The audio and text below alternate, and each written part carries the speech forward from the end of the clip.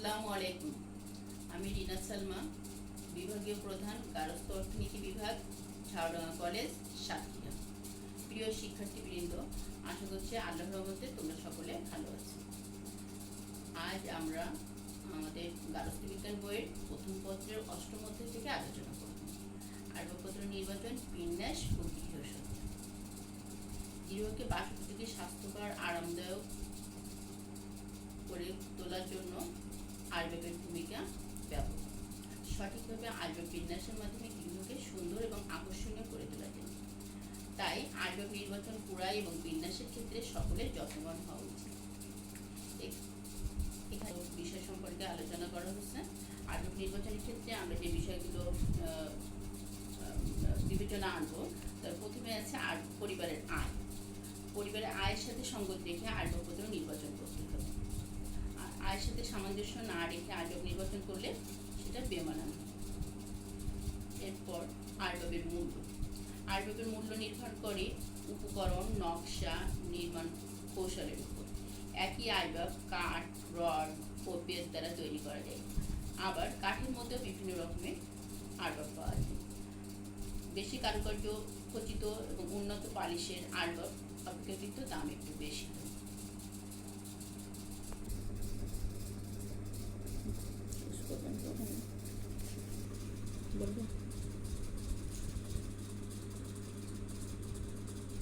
আমরা ছবিতে বিভিন্ন ধরনের আসবাবপত্র দেখতে পাচ্ছি। এখানে বেশি কারুকার্য খচিত আসবাবগুলো অপেক্ষাকৃত দাম বেশি।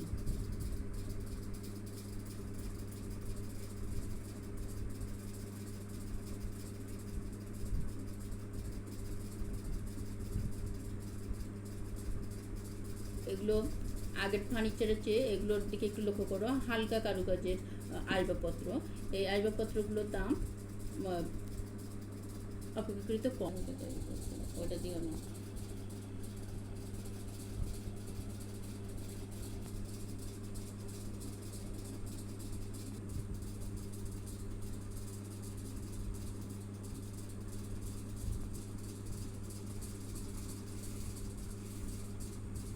শিক্ষার্থীরা, আমরা ছবিতে বিভিন্ন ধরনের উপকরণ দিয়ে তৈরি আসবাবপত্র দেখলাম। তোমরা ভালোভাবে বলতে পারবা। দেখো, কাঠের কারুকার্য খচিত আসবাবপত্রের তুলনায় প্লাস্টিকের আসবাব বা বেতের আসবাবের দাম অনেক অপেক্ষাকৃত কম হবে।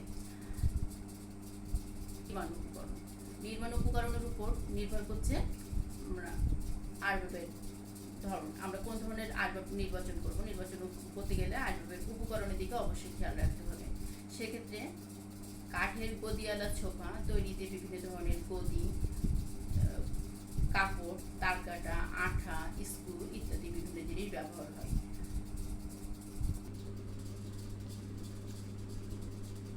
ছবিতে আমরা যে গদিওয়ালা সোফাগুলো দেখছি, এই গদিওয়ালা সোফার চেয়ে আবার বেত এবং প্লাস্টিকের আসবাবের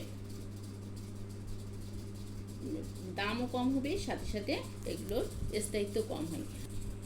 কাঠের ও স্টিলের আসবাব বেত ও প্লাস্টিকের আসবাবের চেয়ে মজবুত হয়। আমরা আমাদের গৃহে বিভিন্ন ধরনের স্টিলের খাট, আলমারি, টেবিল ইত্যাদি ব্যবহার করে থাকি।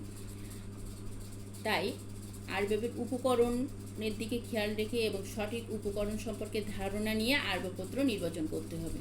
প্রয়োজনীয়তা, আসবাবের প্রয়োজনীয়তার উপর লক্ষ্য রেখে আসবাবপত্র নির্বাচন করতে হবে। প্রয়োজন না থাকলেও অহেতুক কোনো আসবাবপত্র নির্বাচন করা উচিত। তারপর আসছে ব্যবহার উপযোগিতা। আসবাবের ব্যবহার উপযোগিতা সঠিক হলে আসবাব ব্যবহার করে আমরা আমাদের উদ্দেশ্য সাধন করতে পারি। একটা আসবাব দিয়ে যদি অনেকগুলো উদ্দেশ্য পূরণ করা যায়, তাহলে সেই আসবাব ব্যবহার করে আমাদের বিভিন্ন কাজ সম্পন্ন করতে পারি।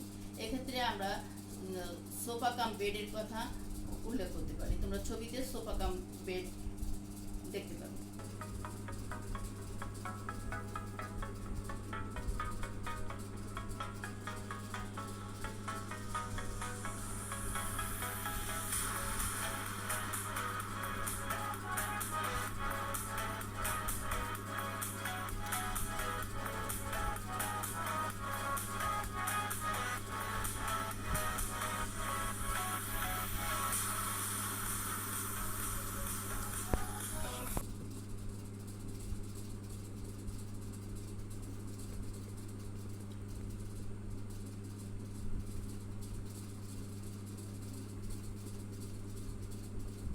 ছবিতে আমরা একটা বেড দেখলাম, এটাকে আবারও সোফায় পরিণত করা যাচ্ছে।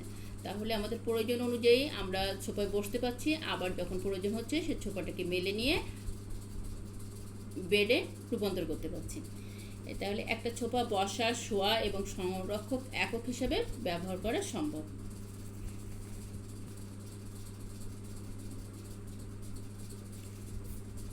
আসবাবের আরাম প্রদান ক্ষমতা থাকতে হবে।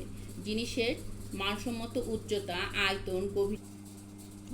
আসবাব যদি আরামদায়ক না হয় তাহলে সেটা ব্যবহার করে স্বস্তি পাওয়া যায় না। এই জন্য আসবাবের সঠিক উচ্চতা থাকতে হবে। যেমন আমরা যে খাট বাড়িতে ব্যবহার করি, সে খাটের একটা সঠিক উচ্চতা আছে, যার ফলে আমাদের ওঠা নাও, খাটে ওঠা বা নামার কাজে সুবিধা হয়। আর যদি এটা উচ্চতা একটু তারতম্য করতো, যদি আর একটু বেশি উঁচু হতো বা একটু নিচু হয়, সেক্ষেত্রে কি হতো, আমাদের আসবাব ব্যবহারে অসুবিধার সৃষ্টি হতো। নমনীয়তা। আসবাবপত্র নমনীয় হলে একটা আসবাব দ্বারা অধিক কার্য সাধন করা যায়। যেমন আমরা খাবার টেবিলে খাওয়ার কাজ সারতে পারি, সাথে সাথে আমরা খাওয়ার পরে খাওয়ার টেবিলে আমরা কাপড় ইস্ত্রি করা, বই পড়া, গল্প করা ইত্যাদি কাজ করা সম্ভব। তাহলে ছোট গৃহে এই ধরনের আসবাবগুলো রাখলে আমাদের কক্ষের ব্যবহার উপযোগিতাটা বাড়ে।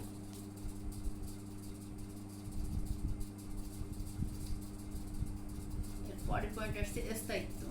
আসবাবের স্থায়িত্ব নির্ভর করে নির্মাণ উপকরণ, কৌশল, পালিশ এবং যত্নের উপর। শুধুমাত্র সুন্দর উপকরণ দিয়ে তৈরি করা বা ভালো আসবাব হলে হবে না, সেটা সঠিকভাবে যত্ন নিলে তার স্থায়িত্ব বৃদ্ধি পায়। আসবাবের যত্ন রক্ষণাবেক্ষণ করতে অধিক সময় এবং শক্তি বা অর্থ বেশি খরচ হলে যাতে খরচ না হয় সেদিকে খেয়াল রেখে অবশ্যই আসবাবপত্র নির্বাচন করতে হবে। অধিক কারুকার্য খচিত আসবাব পরিষ্কার করতে বা যত্ন নিতে সময় বেশি লাগে, সেক্ষেত্রে আমরা হালকা নকশার আসবাবপত্র ক্রয় করতে পারি। নির্মাণ পদ্ধতি ও কারিগরি নিপুণতা। নির্মাণ পদ্ধতি ও কারিগরি নিপুণতার উপরে আসবাবের স্থায়িত্ব, আরাম এবং সৌন্দর্য নির্ভর করে। আসবাবের বিভিন্ন অংশের জোড়াগুলো ঠিকমতো আছে কিনা, বা কোনো পালিশ বা বানিয়ে দ্বারা কোনো আসবাবের কোনো ত্রুটি ঢেকে দেওয়া হচ্ছে কিনা সেদিকে লক্ষ্য রেখে আসবাবপত্র নির্বাচন করতে হবে। সৌন্দর্য ও রুচি। আসবাবের সৌন্দর্য গৃহকর্তার রুচি পরিচয় বহন করে। সুতরাং আসবাবপত্র নির্বাচনের সময় সৌন্দর্যের প্রতি বিশেষ দৃষ্টি রাখা আবশ্যক।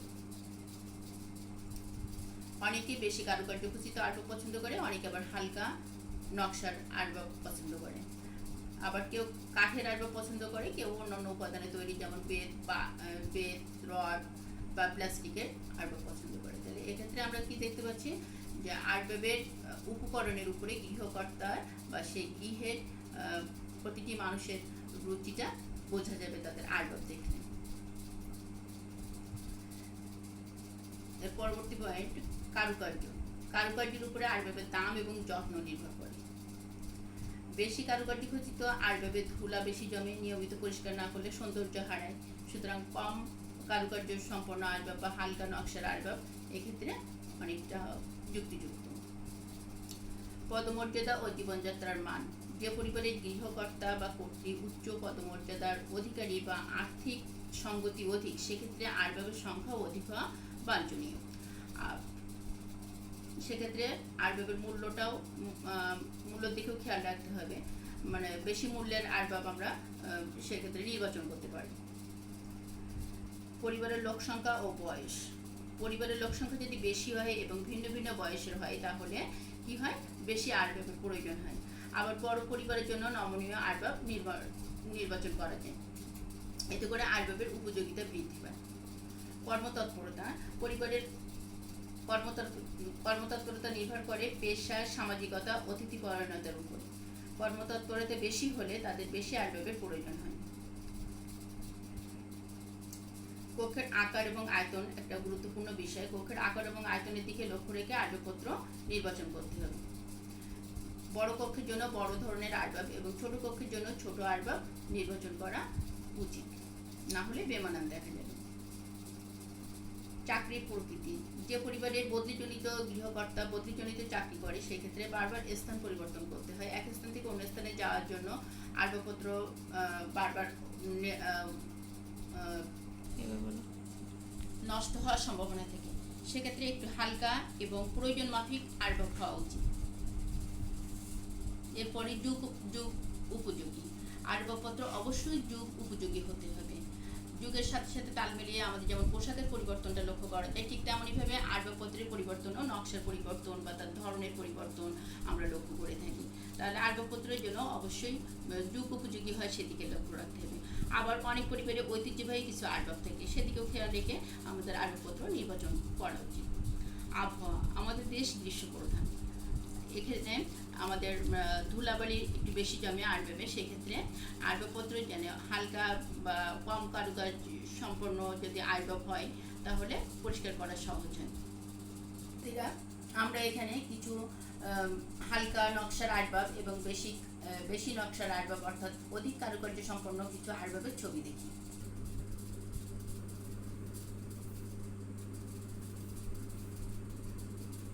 এগুলো হালকা নকশার আসবাব এর ছবি তোমরা দেখতে পাচ্ছ। এগুলো যত্ন নেওয়া অনেক সহজ সাধ্য, আবার যখন নকশার পরিমাণ বেশি হয় তখন আসবাবপত্রের পরিষ্কার পরিচ্ছন্ন করা বা তার যত্ন নেওয়াটা অনেক কষ্টকর হয়ে যায়। এদিকে আর আমাদের দেশের আবহাওয়ার দিকে লক্ষ্য রেখে অবশ্যই আমাদের আসবাব ক্রয় করা উচিত। যেমন শীত প্রধান দেশে ভারী আসবাবপত্রগুলো ব্যবহার করা হয়, কারণ সেখানে ধুলাবালির পরিমাণ অনেক কম থাকে।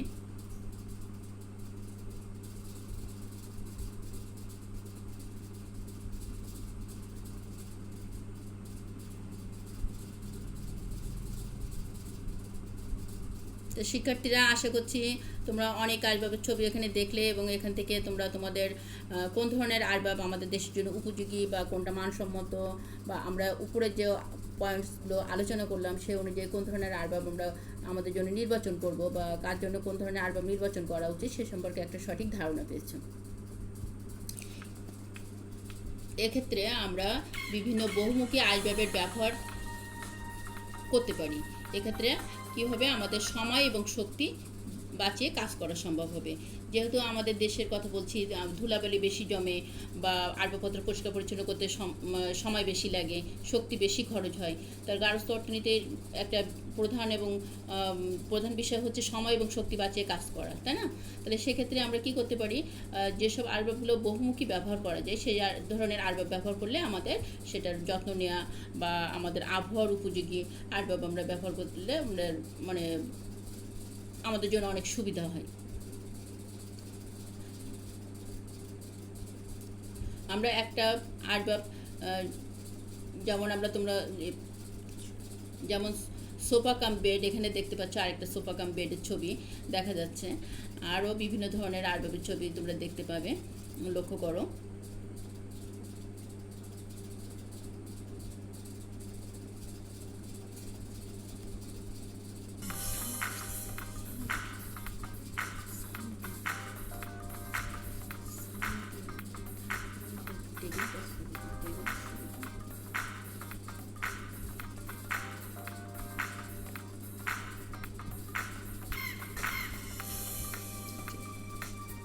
এখানে আমরা একটা টেবিল দেখতে পাচ্ছি। আবার এটাকে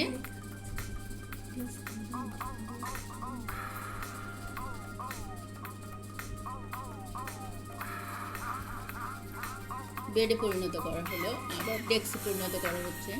মানে যখন আমাদের যে কাজে লাগবে আমরা আসবাবটিকে সেভাবে পরিবর্তন করে ব্যবহার করতে পারি।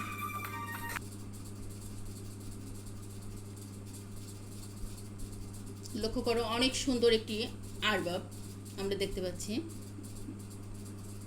এটা রুমের ভিতরে কি করে, আমাদের জায়গার সাশ্রয় করে, মানে রুমের ভিতরে অহেতুক জায়গা নষ্ট করে না।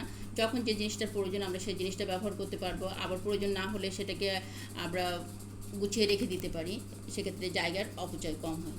বিশেষ করে ছোট বাসা বা ছোট ফ্ল্যাটে রুমের সংখ্যা যেখানে কম থাকে সেখানে এই ধরনের আসবাবগুলো অনেক উপযোগী।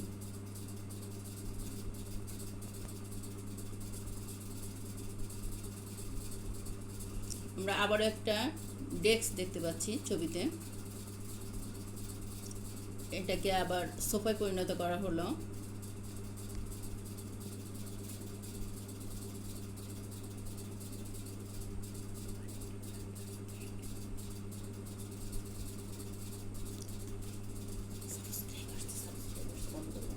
টেবিল, পড়ার টেবিলে প্রয়োজন অনুযায়ী পড়াশোনার কাজের সাথে সাথে অন্যান্য কাজও করা যায়। এটা ক্যাবিনেট দেখা যাচ্ছে, ক্যাবিনেট থেকে আমরা দেখতে পাচ্ছি এটা একটা বেড হিসাবে বিছানো হচ্ছে, পাশে আলমিরা আছে।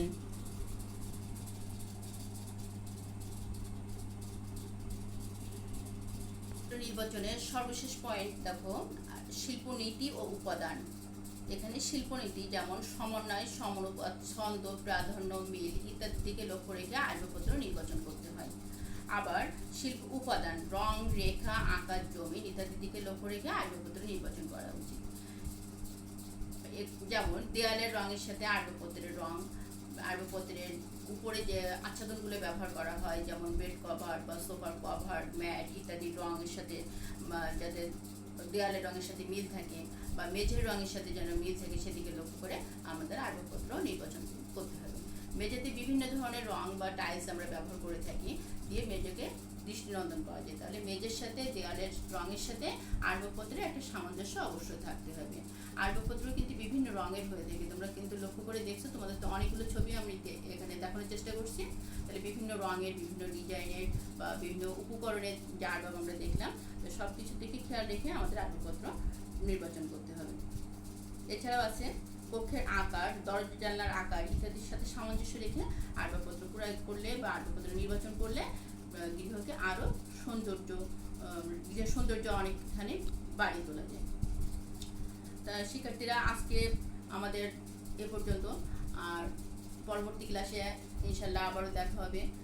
তোমরা স্বাস্থ্যবিধি মেনে চলবা, নিয়ম মেনে ভালোভাবে বাসায় থাকবা বা তোমাদের পরিষ্কার পরিচ্ছন্নতার দিকে অবশ্যই লক্ষ্য রাখবা এবং নিজেদের সুস্বাস্থ্যর দিকে খেয়াল রেখে পুষ্টিকর খাবার খাওয়া, সাথে সাথে আমাদের ভিটামিন সি যুক্ত যে খাবারগুলো খাওয়ার কথা বারবার আমাদের টিভিতে বা বিভিন্ন প্রচার মাধ্যমে জানানো হচ্ছে, সেগুলো মেনে তোমরা চলবে। এবং সবাই আমরা যেখানে থেকে আল্লাহ পাক আমাদের সবাইকে সুস্থ রাখুক, ভালো রাখুক সেই কামনা করে শেষ করছি।